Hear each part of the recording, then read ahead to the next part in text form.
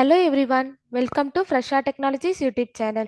In this video, we are going to see how to view the shipment list by shipment datewise in Fresa application. Initially, we have to log into our Fresa application. After your successful login, this is how your dashboard looks. Now, go to the customer service module. Here, we have to select the all shipments menu.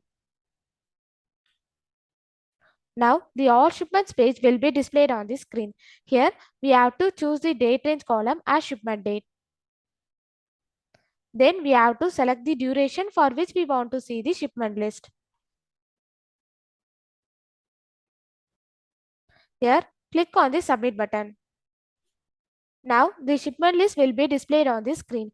This is how to view the shipment list by shipment datewise in Fresa application. Thanks for watching.